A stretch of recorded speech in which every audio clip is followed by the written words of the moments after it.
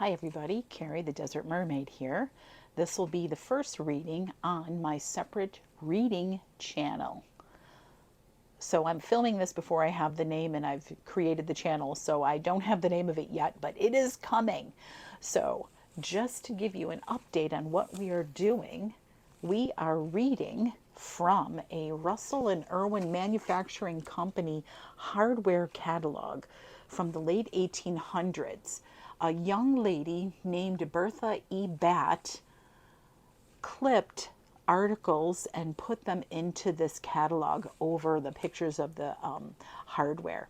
And these articles are delightful. We're going to probably read two. I'm trying to make these about 15-minute videos. So I think that we are going to be reading two stories for this round. So anyway, let's get into it. Oh, the language alone, the language is amazing. The wording, just, oh, I love it. I can't. So excuse my very bad accents if I have to do any kind of an accent, because I am not an expert actress, no matter how goofy I seem. But anyway, our next story is called The Matrimonial Season. The Letter. Dear Uncle John, yes, I am going to be married. Will you believe it? She is the sweetest, dearest, prettiest girl in the whole world. Her name is Pansy. She has light curly hair, blue eyes, and the sweetest little rosebud mouth you've ever seen. It takes place next week, and I am so happy I can hardly contain myself. I met her only 2 months ago, but we loved at sight, and she don't believe in long engagements. I'm going to make her life one long sweet song. When I feel her tiny arms around my neck, it seems as if I could go out and bring the conquered world to her feet. Of course you think I am silly, but remember, dear uncle, you were once in love yourself, or were supposed to be, and you must make allowances. The wedding is private, yet I would insist on your being with us if you did not live so far away. Ever your loving nephew, Philip. Ooh. Let's see what the uncle has to say, huh? My dear nephew, I have your letter announcing your prospective plunge, and of course I congratulate you both most heartily. Having been married myself to your worthy Aunt Kate for over 30 years, I probably see a little more clearly what is ahead than you can just now, and perhaps you will indulge me in a word or two of caution on the eve of this momentous venture. From your description, there is no room to doubt that Pansy is most pleasing to the eye. That is an advantage. Of course, you haven't seen her yet in a dingy working wrapper with her hair in curl papers, but it is comforting to know that when you take her out to dine later on, you won't have to lose your appetite drawing invidious comparisons with other fellows' wives. Matrimony, like most other complaints, is no respecter of persons. It is apt to seize anybody at any time, but is more prevalent in the late spring and just before Thanksgiving. Fall marriages are economical in that they avoid expensive holiday presents. The money you might squander on a diamond pin and a 5-pound box of candy for your sweetheart seems somehow to go further on a set of tea things and a pair of shoes for your wife. Oh boy. I like the name Pansy, but you're bound to call her Pans later on just to tease her. Then she will probably refer to you as Old Philip, so hang on to the full name as long as possible. I quite agree with her that long engagements are undesirable. There are cases on record where they are still engaged and likely to be. There is nothing like doing things while the fit is on you. Pansy knows about this. And now a word as to this long sweet song business. This expression is not original with you, though doubtless you think it is. It has been used a few thousand times already by sundry other lovers with about the same results. As in an orchestral accompaniment, a 6 months husband is generally a flat failure. Things are bound to get out of time. There are troubles about relatives, troubles about bills, troubles about all sorts of things. And some chilly mornings when she sits down to breakfast opposite you with half-dried tears in those pretty blue eyes framed in those spiky curl papers, Don't forget the curl papers, my boy, and you'd better wear auto goggles at night till you get used to them. Then you will probably look at her and say, for heaven's sake, Pan, stop your crying. You look like a fright. I can't believe he's still married, this guy. Then the orchestra will blow out its candles and crawl under the stage. Again, as to this clinging process, there will undoubtedly be times, my boy, when the bread and butter moment would be seriously interfered with unless she lets go of your neck. While you are out conquering the world, it is an excellent time for those tiny arms to get busy with the broom and dishpan. Finally, dear Philip, never forget that she is probably too good for you anyway. Most women are somehow a little nearer heaven than most men. Of course, it won't do to let her find it out, but 5 years hence, when you come home at midnight with an overworked face and a beautiful yarn about a rush at the office, just reflect what an angel she is to pretend to believe and sympathize when all the time she knows better. Good luck, from your loving Uncle John. Well, isn't he just a good time, Sally? Oh, boy. Oh, that's pretty funny. Isn't that interesting? Huh. Okay, well, let's go on to the next story. It's called A Personal. I say, boys, there's more than one way of getting married nowadays. Listen to this, exclaimed Lawrence Meredith from the cozy corner of the club smoker, where his tall, graceful form and handsome blonde head were almost lost from view under the numerous sheets of a Sunday's morning paper and the smoke from his cigar. Now that's a sentence. Wow. They did like run-on sentences back in the day.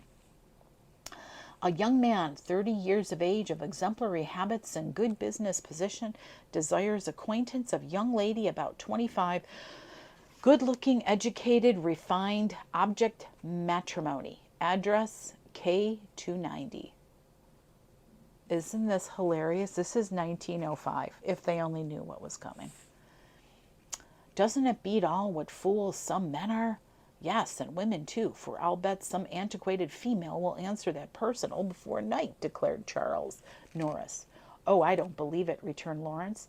No woman would sell herself that cheap. Oh, it's only the women, because the man isn't the one that did it. Get out of here.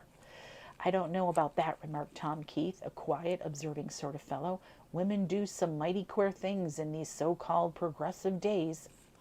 Oh, no. Oh, boy. I'm altogether right, declared that young gentleman. Don't I know the sex? Oh, come now, Dolly, exclaimed Lawrence, calling the dandy by his somewhat effeminate nickname. Just because you've got the handsomest pair of legs of any man in town and a rich uncle, so that all the women make an ass of you, don't think, my dear boy, you are competent to judge in a case like this. Your ideas are altogether too biased. What do you want to bet I'm not right? Cried Charlie, a little nettled by Lawrence's tone. Bet? What's the use of that? There is no proving who is right, returned his contestant.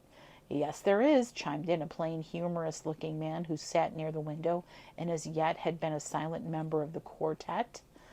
Let Lawrence write a personal, the answer to be addressed to the club, and we four will read it. By Jove, John, exclaimed Charlie, let me examine your head. You must have had an excellent night's sleep to render you so unusually brilliant at this early hour of the morning. Or have you just had a cocktail? Neither, my dear fellow. I think it is but a faint reflection of the brilliant intellects about me. Charlie joined good-naturedly in the general laugh at his expense, then turning to Lawrence, said inquiringly, What do you think of that scheme, old boy? Is it a go? How much do you want to bet? Inquired Lawrence. Well, you write the personal to be addressed to yourself, some fictitious name, of course, at the club, and you agree to show the answer to the rest of us so that we can be sure it's no bogus billet doux, and I'll bet an even 100 to your 10 that you'll get an answer inside of 2 days. It's a go. Now come and help me out with the personal. It makes a fellow feel like a fool to try to write a description of himself. How would this suit you? Asked Charlie. A young, rich, handsome, intelligent, interesting, affectionate, and loving young gentleman desires acquaintance of a lovely young girl, sylph-like type preferred. Object. Ring off, you cad, cried Lawrence angrily. What do you take me for? Why, it's a perfect photograph of yourself, and the other is just the kind of a girl you like, said Charlie with a sly look at the others. I have it, cried Charlie. A young man with a glass eye, cork leg, and tin ear wishes to make the acquaintance of a young lady likewise endowed, no imposition, even trade, object, matrimony. Now, Charlie, shut up. Lawrence, listen to this. And John Strong read what he had just scribbled on the flyleaf of his book. A young, honest, intelligent man desires acquaintance of young lady possessing similar attributes. Object friendship, possibly matrimony. Address L number 25, Nipposink Club. You see that qualifying opens you to an honorable road for the retreat. Will that do? Just the ticket, said Lawrence. Heavens, Jack, but you're a deep one, said Charlie. He uses his head to think with those He uses his head to think with as well as to eat and drink and talk with. You do well to cultivate him, my boy, put in Lawrence, glad to give Charlie a hit for his too accurate description of a girl he admired. Well, boys, I must be moving, declared Charlie, ignoring Lawrence's shot, thinking it well to retire before he got another, and he was off to be followed soon after by his companions.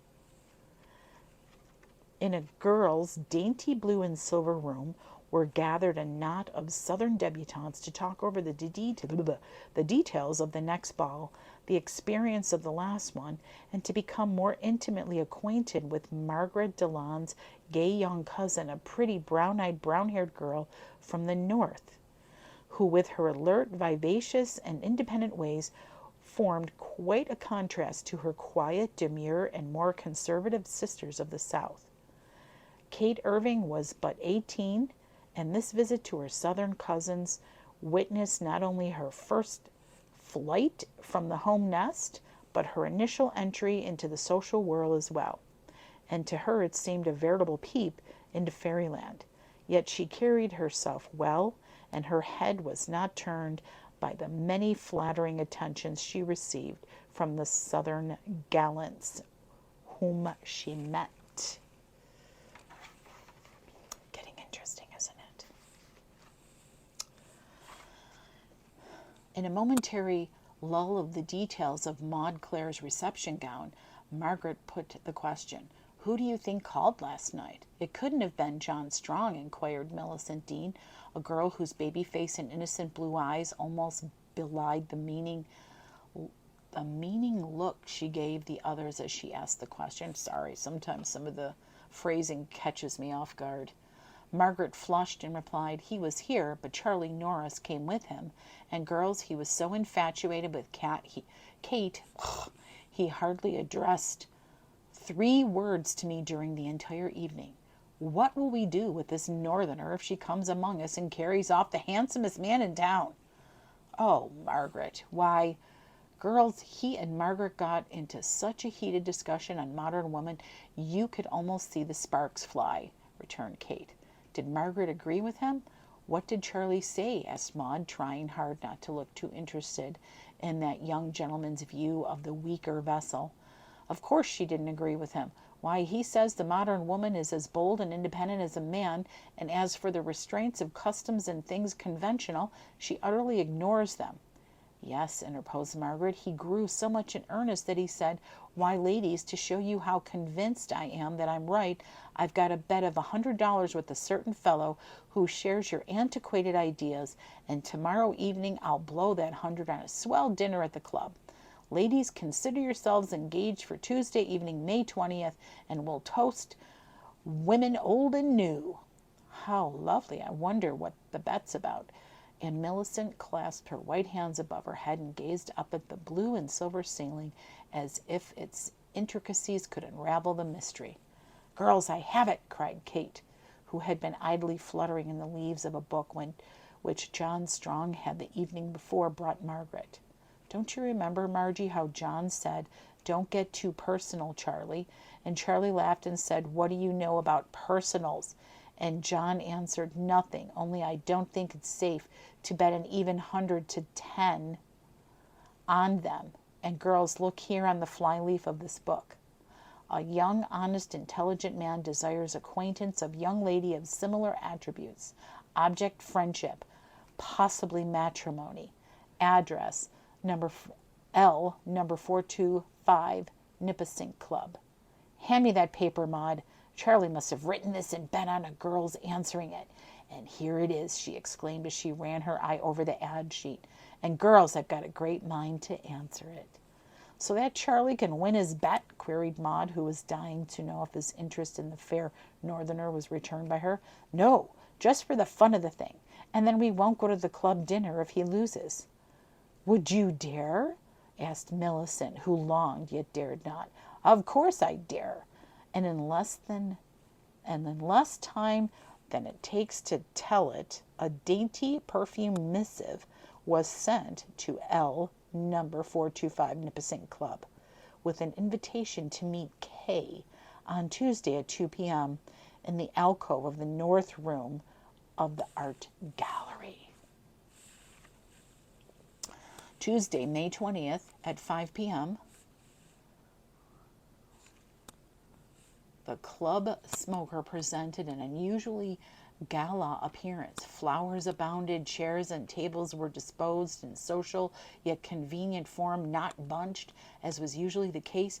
Magazines and papers were placed, not scattered about, and not a cuspidor or a cigar stub was visible.